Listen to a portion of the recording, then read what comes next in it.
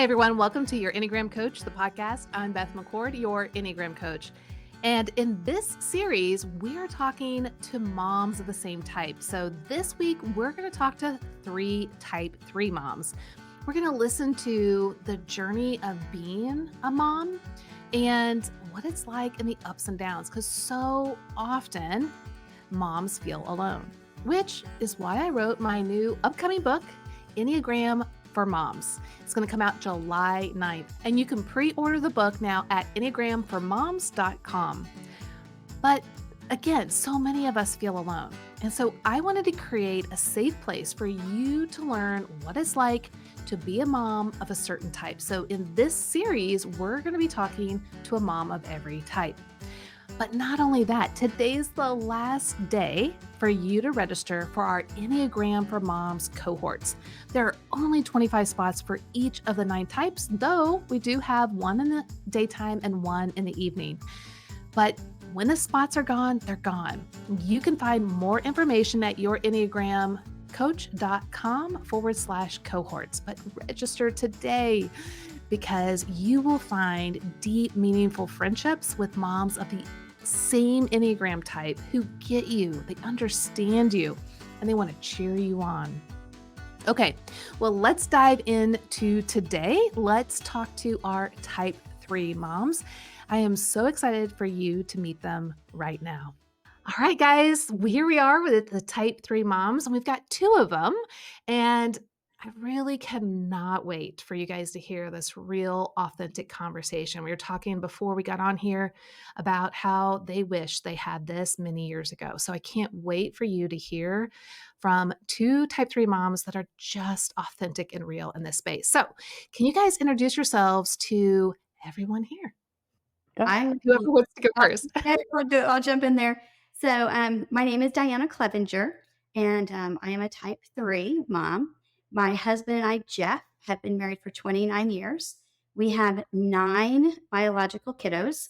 Our oldest is 25 and married. And then we've got a 23-year-old and married. And then we have one that's 18 and graduating college actually in just a few weeks. And then at home, we have 6 at home, ranging from ages 16 to 6. So Wow. life is busy. We have 6 girls and 3 boys. We own and operate our own business. Well, my husband is a type 8. So it's a 3 and an 8 powerhouse, we call it. And so Yes. we own and operate our own business. And then we are also in full-time ministry together. Getting ready actually to relocate our family to the country of Nicaragua in about 2 years to be full-time missionaries there. So Wow. life is lots of fun and lots of challenges and all the in-betweens here. Yeah, you guys definitely are a powerhouse. That is for sure. Yeah. That's so fascinating. Thanks for sharing it. I know that I have 1,001 questions, so we'll get to that in a second. But let's let's go and meet the next type 3 mom. Hi, my name is Dina Smith. I'm a type 3, and I have a husband, Chuck. We've been together about 14 years. We have a 6-year-old daughter and a 2.5-year-old son. Um, we live in Florida. I am the director of clinical services for an addiction treatment center in Florida, and I've been there for about 12 years. I'm a licensed therapist, and um, the Enneagram has definitely influenced my parenting and kind of my relationship here with my family for sure.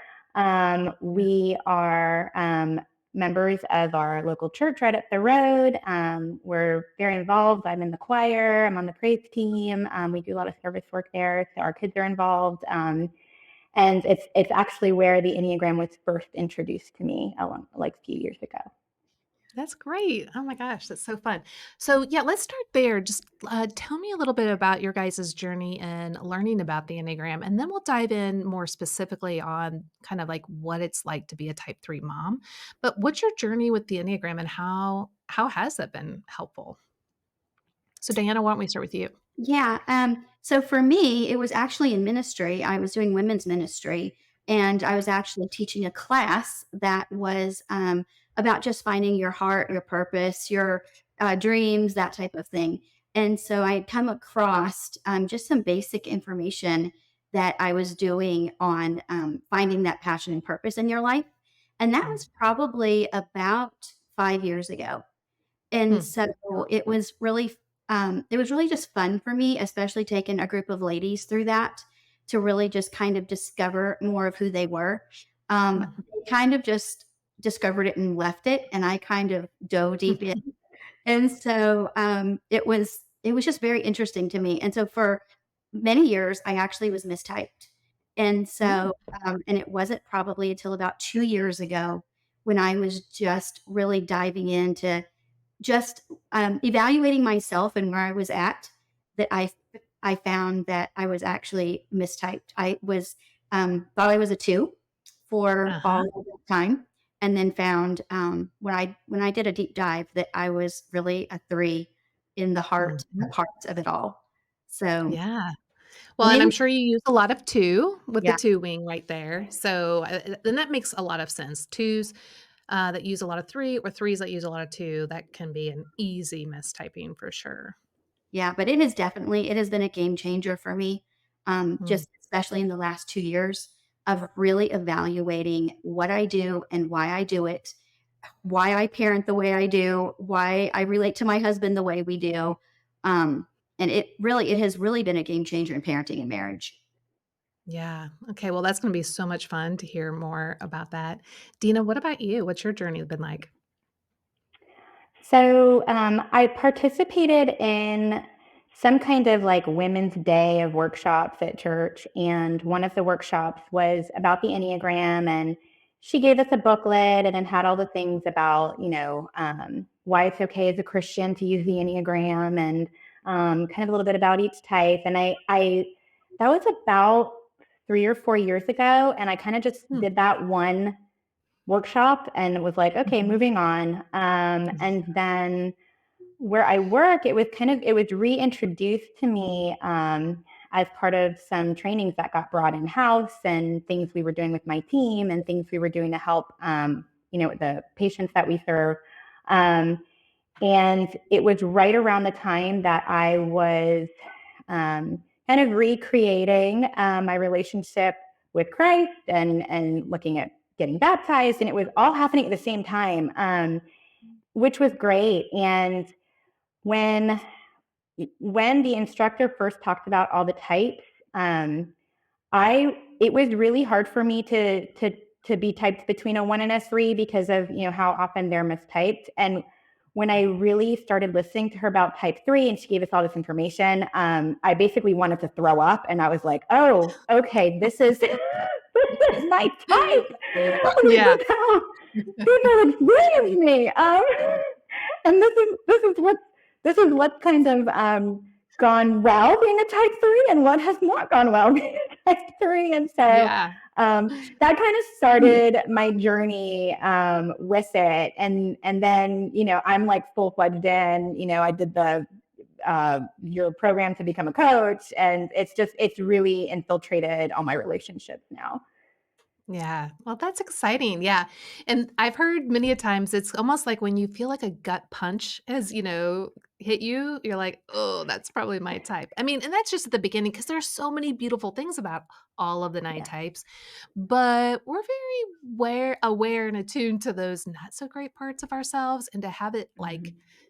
like neon light in front of us, like so clear. It's like, oh, gross. Oh, I don't want to know that. So, um, okay, so yeah, let's take a little bit deep dive. Let's start with what are the strengths that you bring as a type 3 mom? Like, and we're not just talking about just one, but like really like where do you excel? And like how do you know or where do you bless your family by being a type 3?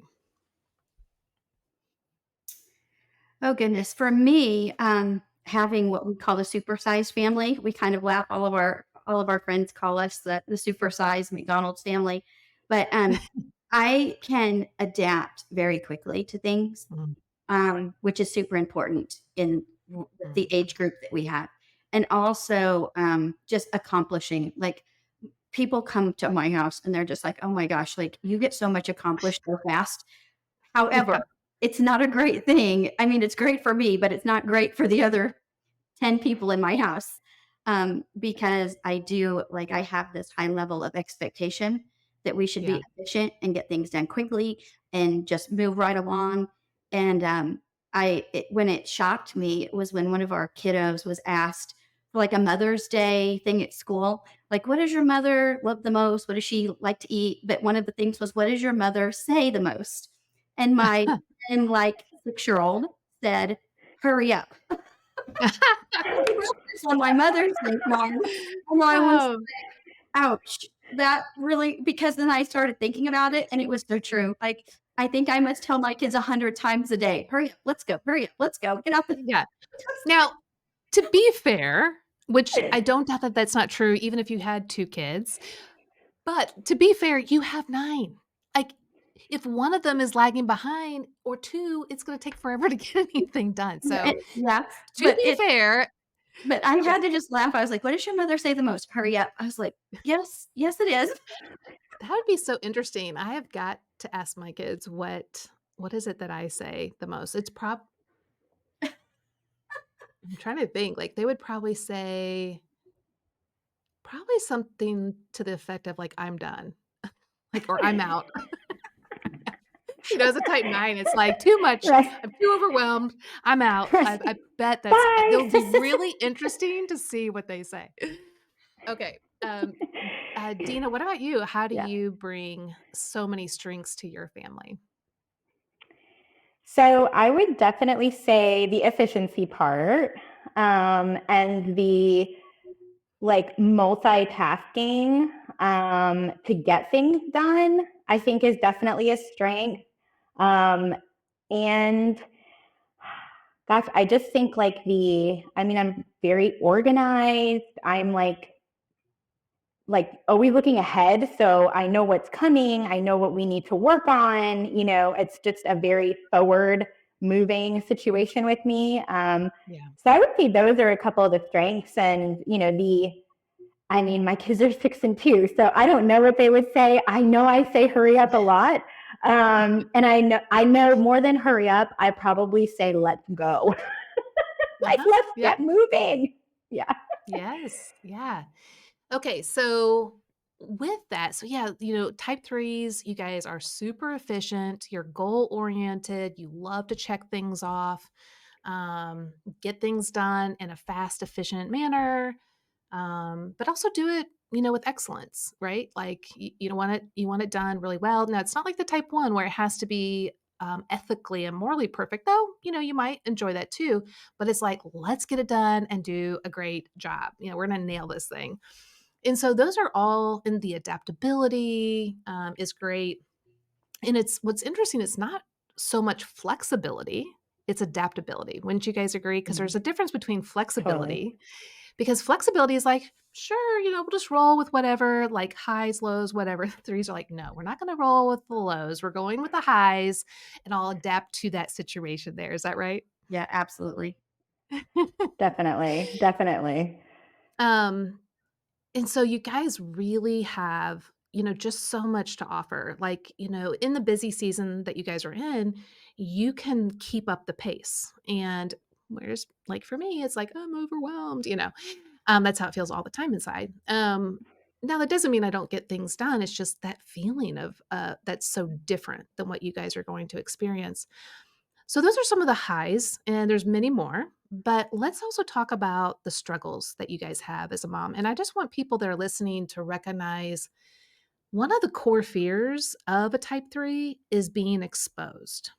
Yeah. And so I just really want to say thank you for you guys being here, knowing how important this conversation is to all the type 3 moms or dads, and then those that have type 3s in their lives, just to really hear the conversation. We talked before we got on here, like what would be the conversation you would have with yourself many years ago or a couple years ago? It doesn't really matter, but what did you need to hear? And I really appreciate that that's really why you guys and it's not that you're just doing it for yourself, but, like, there's people out there that really need the information you wish you had had. So I just wanna say first and foremost, thank you for being here and literally stepping into one of your core fears. Because as we all know, we avoid our core fears at all costs most of the time.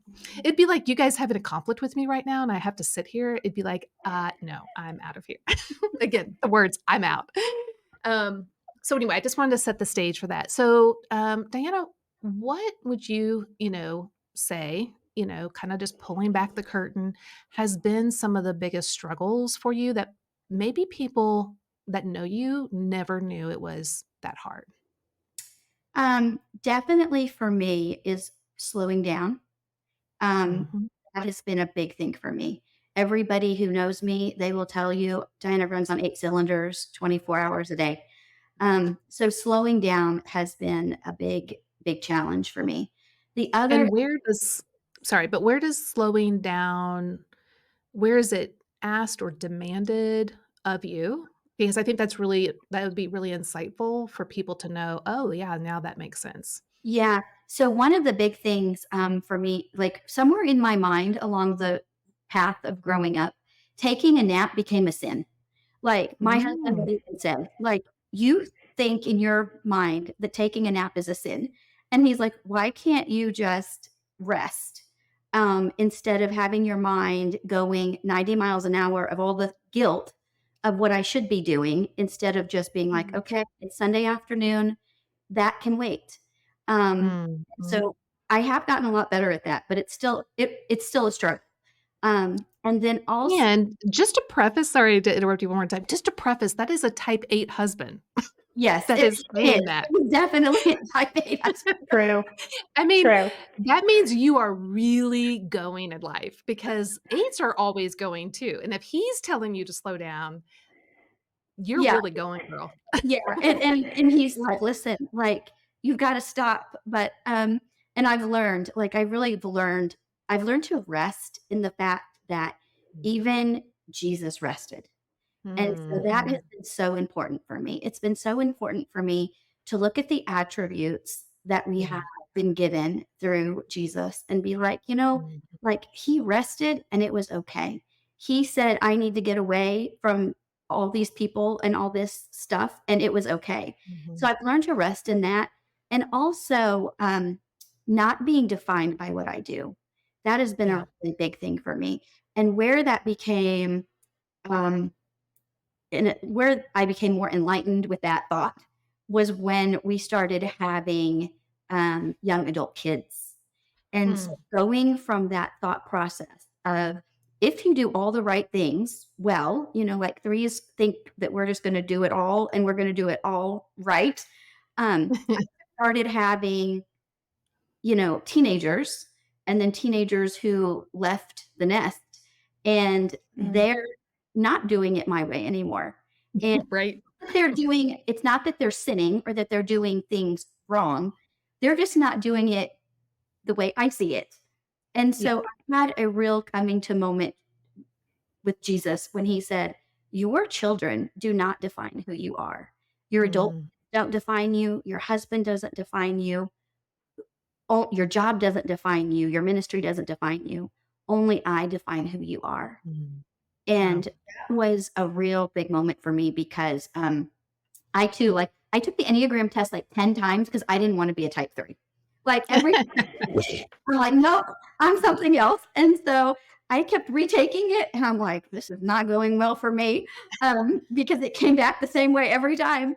But, really when I finally heard that voice say to me, like, "I define you for who I created you to be, and not all of the things that you do or accomplish or want to be seen as," it was really a game changer for me. Mhm.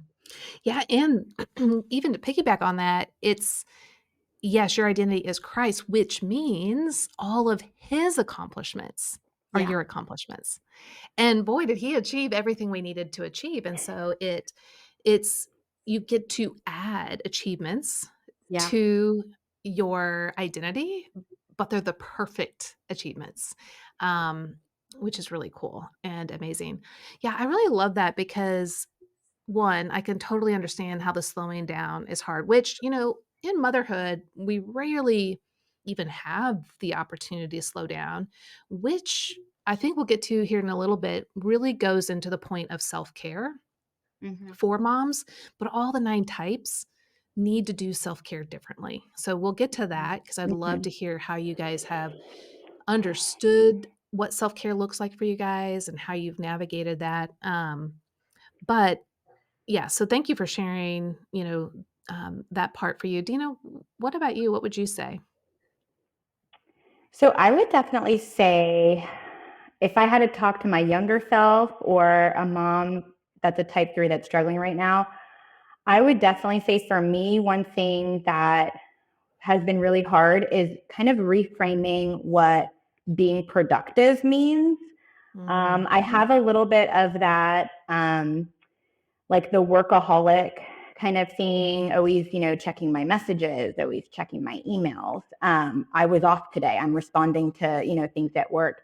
And that really knowing my Enneagram type and, learning the wings and learning all of that really opened my eyes to like, wow, I'm missing connection with my kids mm, because I'm preoccupied with being productive in that way. Like, clear the messages, clear the emails, like, don't have any, Mhm.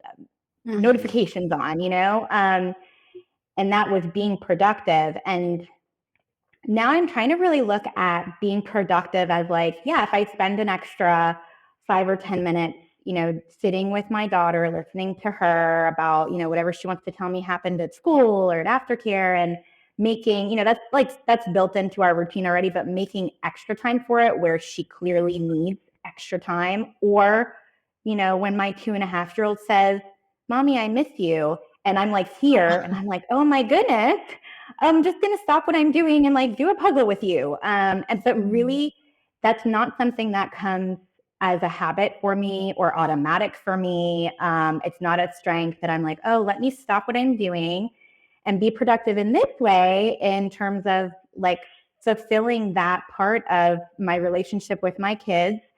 God yeah. chose these children for me and I want to honor that, and they need my attention in that way. But it is really hard as a type 3 to kind of shut that off and change that, like, oh, like I don't have to constantly be doing, checking the boxes, focused on my own agenda. I need to have more mindfulness about like these relationships here. And that Yeah. was weird for me, honestly, because the threes are in the heart triad, and I was like, oh, this should come easier to me and expect it, right? So that's one thing I would say. Just like reframing, what does productivity mean, and looking at the people around you and kind of trying to put on, how are they viewing me right now? How are they experiencing me?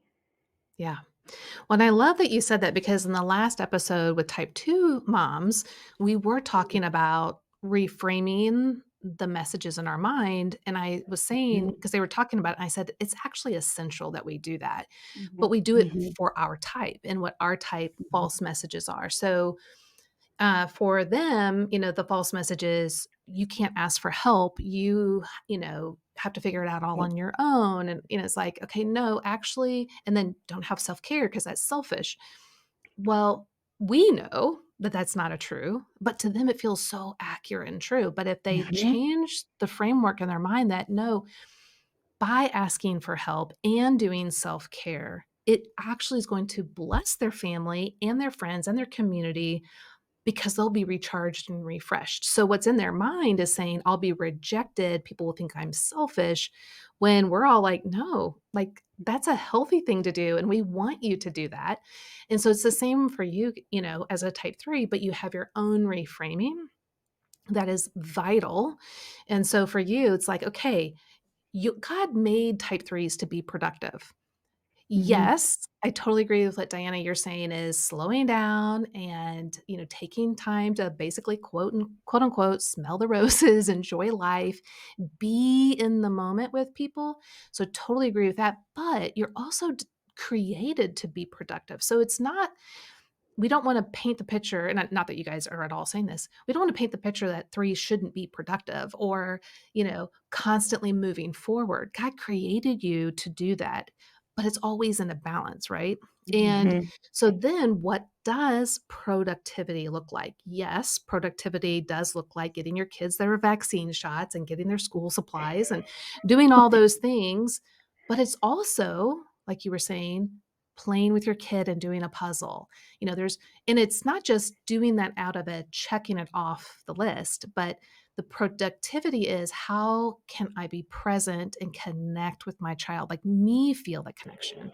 Because if you're feeling the connection, then they're going to be feeling the connection too. Mhm. And so, again, it's the reframing of the mind to help your mind that naturally thinks a certain way to be able to go, oh, yeah, I get it. Like, I can do that. Like, that makes sense. Whereas, and this is why I love the Enneagram and what we're doing with the Enneagram for moms and parents, is that most advice out there in parenting books, it's just a general, this is how you should do it. And it doesn't fit all the 9 types, because maybe the person Right. who's writing or speaking is a type 1, and that's not going to land on a 3 in the same way as what a 3 would be speaking to another 3 about.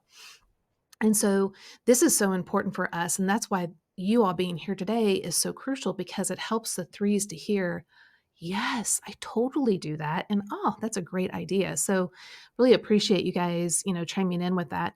What has been the hardest adjustment as a parent? Because, I'm sure you guys killed it in reading all the books or getting all of the information and planning and preparing, and you're just going to kill it as a mom. And then you get the newborn. Yeah. What was that like?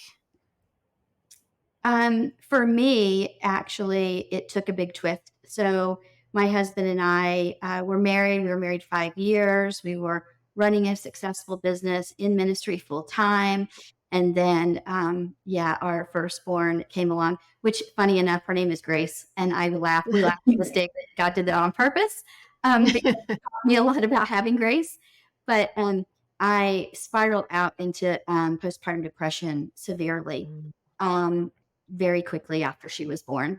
And I could not process that, because as a 3, I thought, like, I was ready. I read all the books. I had mm, everything done. I was the oldest of 6. So, like, it wasn't mhm, like I wasn't around like, I just thought in my mind, I have this nailed. And, yeah.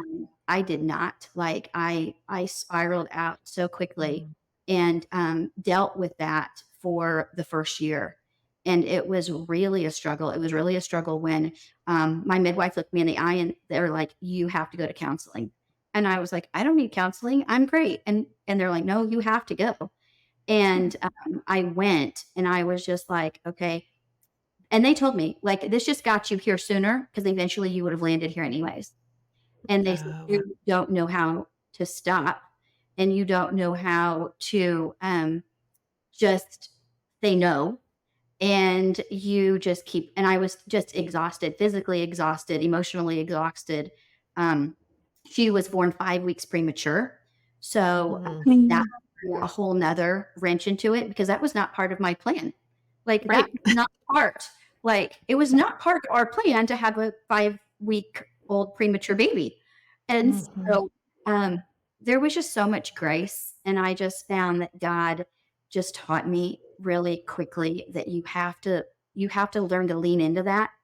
And I think, as for parenting, it's been kind of like the mantra of my life is, can you breathe in my grace? Can you breathe out my grace? And can you just trust? mm, And I think for a type 3, that trust is just a big deal. Not so much with trust issues, but just trusting outside of yourself and what yeah. you can do and accomplish.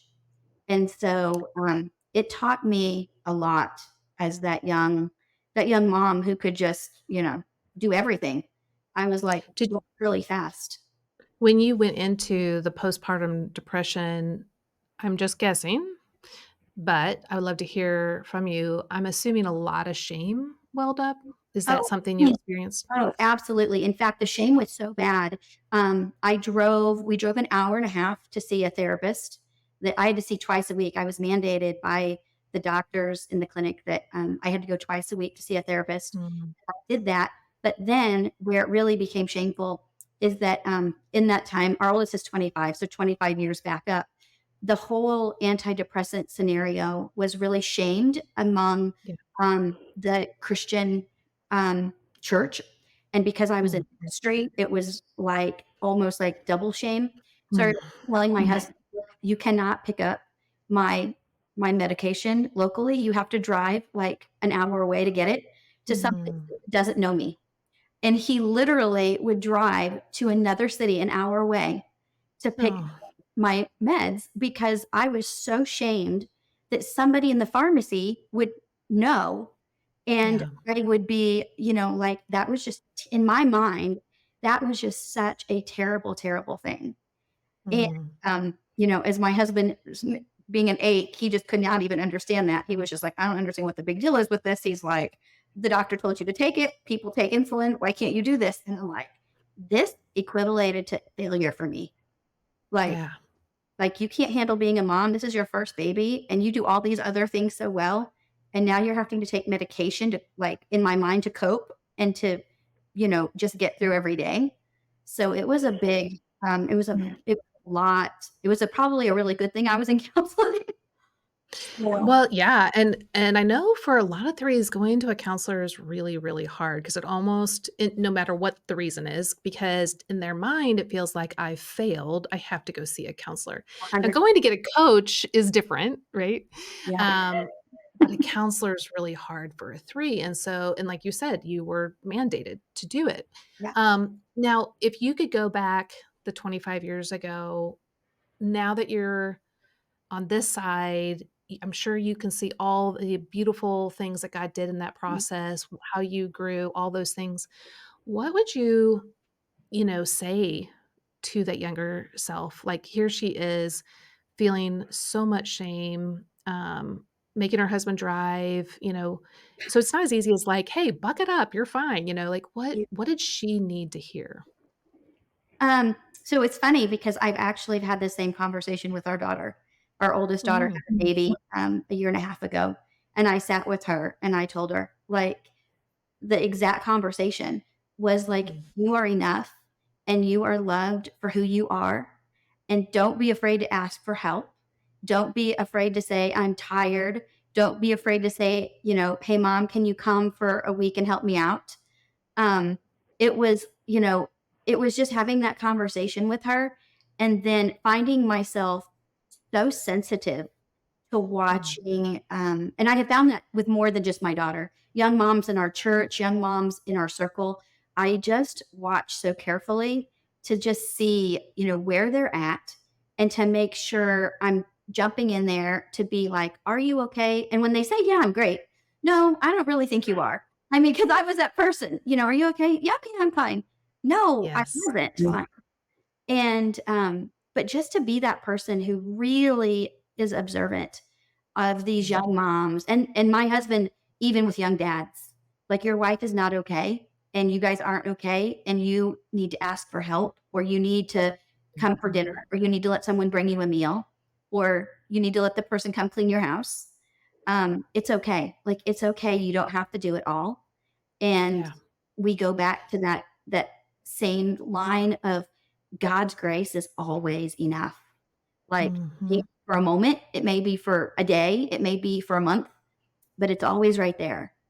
And so Yeah, it's learning to lean into that and not only to just hear it, but to embrace it. Because I just think if young moms and dads could get that, it really would change their outlook on how much they have to do instead yeah, of letting God do. yeah. Oh, that's so good. Thank you for sharing that. Dina, what about you? Mhm. So I can definitely relate to the shame piece. I was not that young of a mom. I'm about to be 42, and I started when I was about 35. So for me, it was different. It was still, some of it was, the we had about a year of infertility that we had gone through as well, and that was a lot of just um, trying to remind myself that, like, we as a couple are not a failure. This is not, something that I'm not doing something to, successfully do this. I'm doing everything I'm supposed to be doing, and just really, the grace piece, of course, and patience. But when we had our daughter, um, I didn't think, I guess, like the no sleeping and all of that. I was like, okay, like I can do that. That's fine, right? I don't need to sleep, and all of that is fine. Nobody needs to sleep. And, really trying to organize things, having, where I wrote everything down, and whoever was taking care, my parents moved in here for 6 months to help us, and they're writing everything down in a notebook. And I think for me, the shame piece really came up was I really wanted to go back to work. And I felt a lot of shame about that. I felt a lot of shame about, it's not that I don't love my new baby, of course, but this is so new and I haven't mastered it yet. And I like to be where I've mastered things. And so feeling a lot of shame about, like, I really want to go back to work, and, and so, so much respect for women who are stay-at-home moms. So much respect for that, because I'm like, I am just not built that way to do that and feel like I'm fulfilling, my gift, my strength in a way that is, more kind of suited for me. And I needed a lot of validation at that time that, like, my mom was a stay-at-home mom. My mom is like the mom, the grandma, like she's all those things. And I'm kind of more like my dad, who went to work and just, climbed the ladder and achieved. And he was there. He was a great dad, had his own strength, was a great dad, there at night for homework, for things. But that man probably also didn't want to stay at home with us. So it's like not if you're a type 3 mom, if you have that shame about that, just like let that go. It is so it's not it's who God created you to be, is to be like kind of like you said, that's like, these are our strengths, and it's okay. It's okay if you're like, man, I don't really want to be here all day because I don't feel very successful here. That's okay. Yeah. Not feeling a lot of shame over that. And I really did. With our first, I felt a lot of shame. With our second, I already knew that about myself. I already had more Enneagram experience. With our first, I didn't know the Enneagram, or I was like just getting into it. And so with my second, it was a lot easier to just prepare, like, okay. And it was a boy, so things were also different. And I was like, man, I thought I kind of knew what I was doing, and now I don't. And just being okay with, like, yep, he's going to be here. And then this is when I'm going to go back to work, because that's where I feel, and being, for me, that's actually growth, because it's like, I'm trusting somebody else to successfully take care of this baby. And it doesn't have to be me that's doing everything. And that was really true growth for me. But so just, yeah, to answer your question, I would say that shame piece as a type 3 mom of like, ooh, it's not going well here. I'd rather be over here where things like I feel like I'm more successful, and I feel like I know what I'm doing more, and just being okay with, like, that's okay to feel that. It's okay. Yeah. Well, and let's be honest, motherhood is always changing, like Mm-hmm. every couple months, everyone's different. They're changing clothes. They're, like, I mean, it never stops, and so you're never True. on the forefront of parenting, because so everything's new. You're never successful, quote unquote, with it, because even if you do get successful at one thing, it changes like the next week. And then now you have to start all over again. Yeah. And so Mm-hmm. that totally makes sense, and I think that's a really good point to bring up for other type 3s that are out there, like, yeah, this is really hard, and I've had several type 3s, moms and dads that were like, "Yeah, I've gotta get back to work," Mm-hmm. and it can vary, it can be it can be a couple hours, it can be a full-time job, like, it just runs a gamut for what's good for that family and for that person, but that's probably more often than not what happens for type 3s is they do need they feel they need to get back to something that feels more concrete in the I am achieving and successing is and successful at something over here, and at home, okay, it's going to change. It's going to be a struggle. We'll adapt. I'll figure it out. But it is hard, and so I'm glad that you brought that up. And just because it's hard, and the shame comes up doesn't mean that you are shameful, right? Or that you're Right. unworthy. That's what Right. comes up. That's the feeling. But again, the reframing of our mind is so important to come back to what is true. And God created you to be this child's parent, and parenting is super hard, and we're not really Hmm. successful at it. Even if we think we are, there's lots of things that change. And so we're successful in the fact that we're honoring God by being the healthiest version of ourselves for our kids. And that just looks different for each type. And it's not that I'm saying being healthy is different. It's just that how we get to that healthy spot is different because we all have our different struggles. And so I'm really glad you brought this up, both of you, as a type 3, because a type 2 or 4, they have totally, and other types, they have totally different struggles. And I think this is just so validating for those type 3 parents that are out there. Mhm. So, one of the last things I want to touch on is for threes, and this kind of goes into the whole success thing, but for threes, what's really important is to have a successful image or an image that people can admire. Um, can you can you speak to what was the image you went into parenting, trying to achieve a certain image that you wanted people to see you as? And then how has it changed, and where are you now?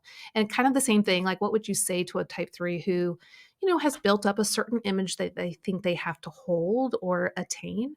And then what would you say to them? Oh boy. I don't know. I think it goes back for me that whole um that my kids don't define me. Like it Mm, really goes back to that because there was always this image, Sunday morning everybody has to be dressed just right, clothes like to my oh, and it used to like I look back and I'm like, why? Like, who cared?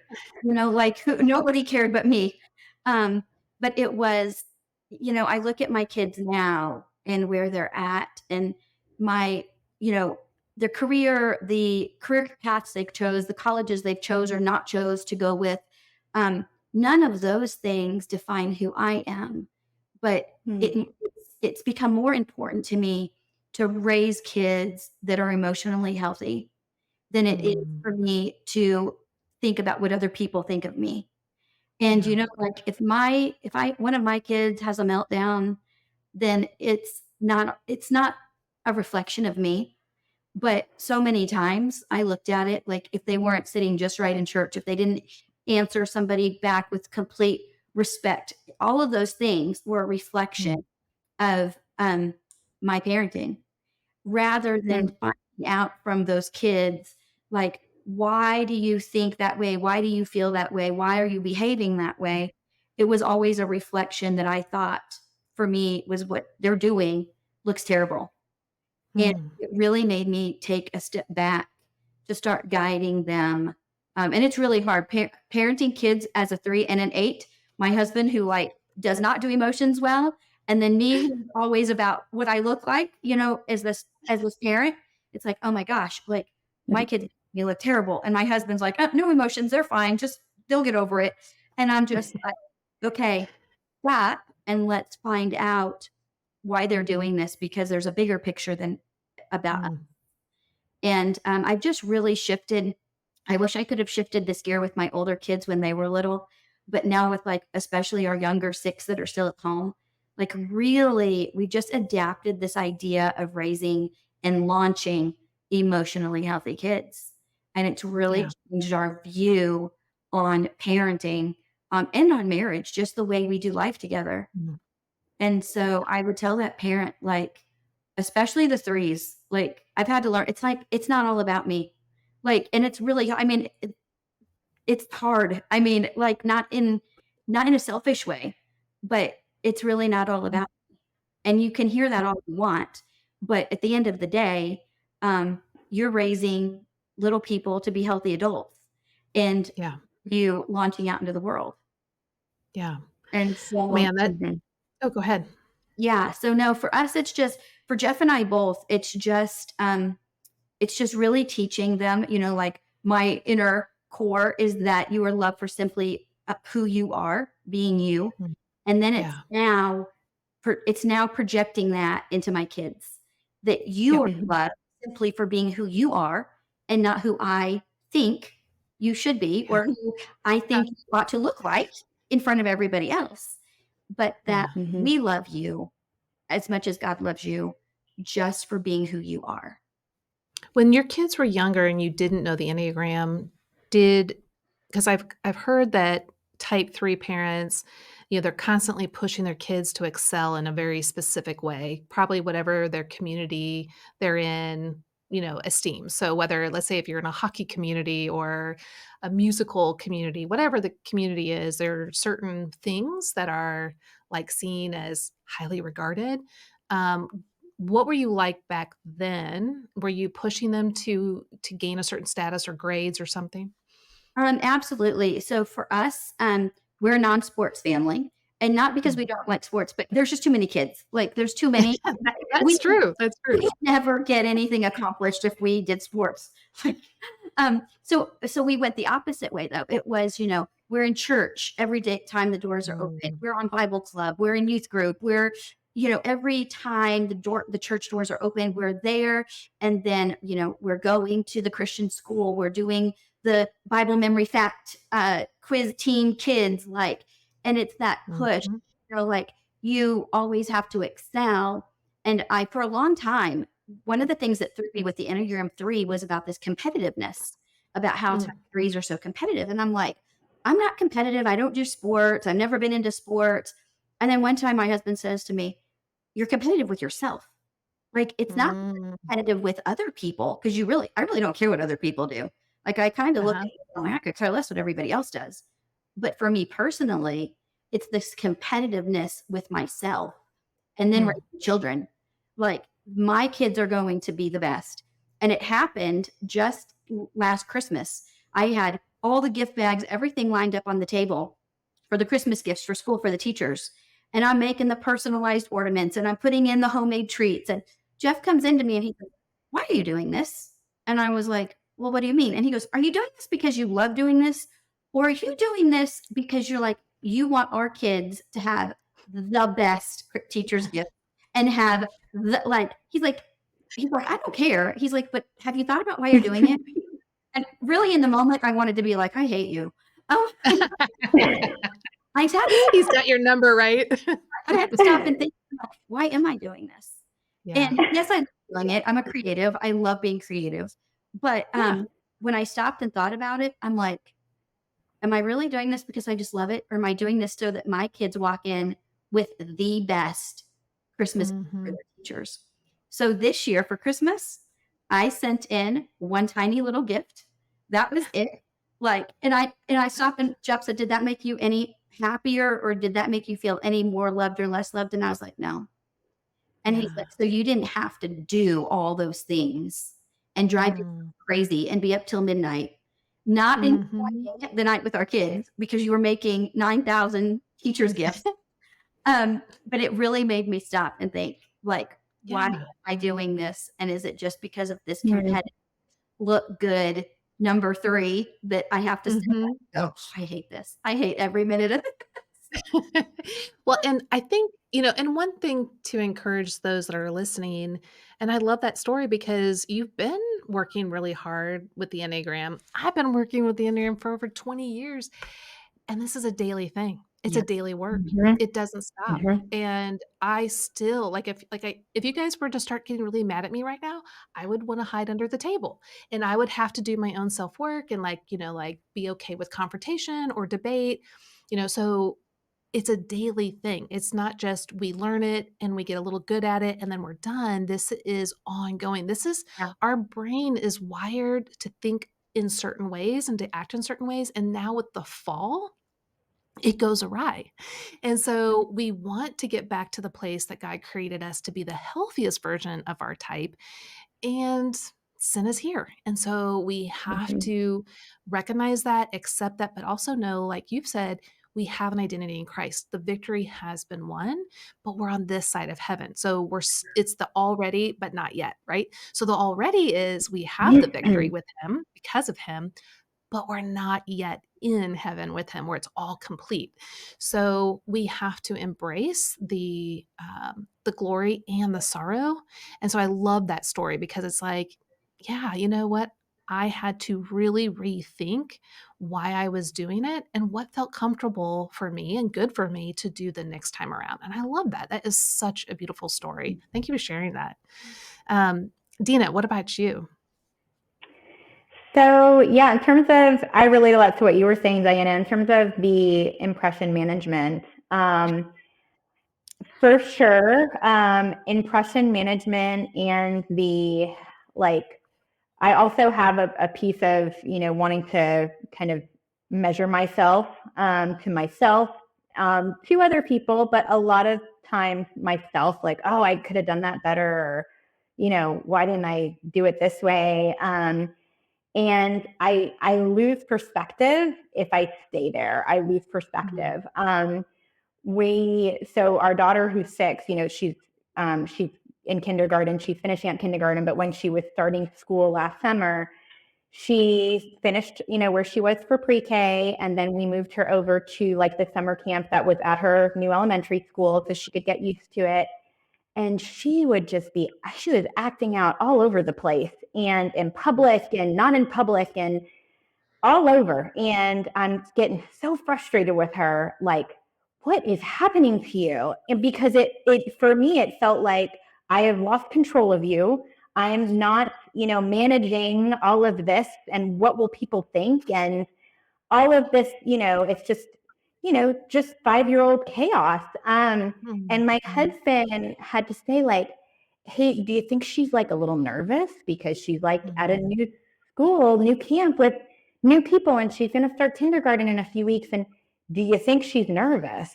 And I'm like, yeah, but excuse me, I couldn't see. I was very focused on the behavioral impression and trying to Mhm. manage that I couldn't see underneath, like, oh, she's suffering a little bit, and I need to focus there. Which of course, when I realize those things, I immediately feel shame about that. And thankfully I have some, scriptures that I gravitate towards, and I have people in my life that'll be like, oh yeah, that's, I've done that too, that's okay. And it helps. And it also is just so important for me to be more aware of that as a type 3. Just that, again, the strengths is impression management, but overused, it's like you just totally just disconnected from the fact that your 5-year-old is feeling really anxious about this very new phase of her life coming, that we're all going Yeah. through together, so I'm probably anxious too and not really connected to that. So yes, I really relate to that impression management piece. Yeah, as a Yeah. 3. Yeah. Well, and also, the biggest thing that there's a couple things, the biggest things that we can give to our children. It's understanding our own developmental story, like who we are, and really piecing that together and getting clarity of why we do what we do, which is why the Enneagram is so helpful. It can really piece things together, like, oh, like you're saying, like, oh yeah, I mean, I'm really fixated on the behavioral stuff. Well, that makes sense. As a Mhm. 3, it's a lot about image management, but I don't Right. have to just stay there. Like there is Right. a better, healthier way. And Right. I can still want to have my daughter to have great manners and good discipline, but I also don't want to do it at the detriment of connecting with her and knowing who she is and helping her to grow in a sober, emotional minded place so she can self-regulate. Now, of course, that takes all the years and then some, right? Because like we're still doing it in our late 40s for me. Um, and so Right. it's never ending, but we can Right. we can start with them and at the appropriate age development go with them. So, but we have to do our own work first to be able to even know how to engage with another. Plus, we don't even know what our kids' types are at that age. So it's like No. okay, I've got to study them and understand them and ask them curious questions to get to know them better, which is really hard. I mean, I Mhm. wish I mean, I started studying the Enneagram when my kids were 3 and 1, and I just was like, oh my gosh, I've got to find their type right now. And you can't because they're the ones that have to do it. But I thought this would be like Right. the master key, to all things. Yeah. And God's just like, I want you to be dependent on me. And I'm like, no, I just want the manual, please. Yeah. Um, and so, but the other thing is to be able to repair well, to Mhm. acknowledge where we have made a mistake. And it's not even like, especially when it comes between two different types, it's not that we're always sinning or bad. We just missed each other and it hurt the other person. Yeah. And so just being able to repair well and say, you know what, I missed that, or I didn't understand what you were needing, and just apologizing. Yeah. Man, that says so much to our children. That brings Mhm. real repair and reconciliation, when we do it well and when we do it right. So I love that piece that you were kind of referring to and connecting with her. Um, well, guys, thanks so much for just sharing your heart, being here, being authentic. I know this is going to bless so many people's lives. Keep going. You're doing amazing in our work. And I'm just so proud to have you guys on the podcast. Thanks for being with me today. Thanks. Thank you. Yeah. Thanks for having us. Boy, I am so thankful that you all were here today to hear from these type 3 moms. Wasn't it amazing? It's so good for each of us to hear what the real journey, the real story is behind just the everyday life that we see. What's really going on for moms, the struggles, the triumphs, and everything in between. Well, I hope that this is really helpful for you. And again, our cohorts, our Enneagram for Mom cohorts that are going to start the week of January 10th and go all the way to the end of July. Registration for those ends today, which is May 13th. So if you're interested in being in a cohort with other moms of your same type, please go to yourenneagramcoach.com/cohorts. Get into your own cohort, feel heard, feel understood, and be validated. And more importantly, feel encouraged to take the next step each day, one day at a time, because being a mom is hard. I am so proud of all the things that you are doing, moms. Next week, we get to talk to type 4 moms. So join me then and get to hear about the unique experience that type 4 moms bring.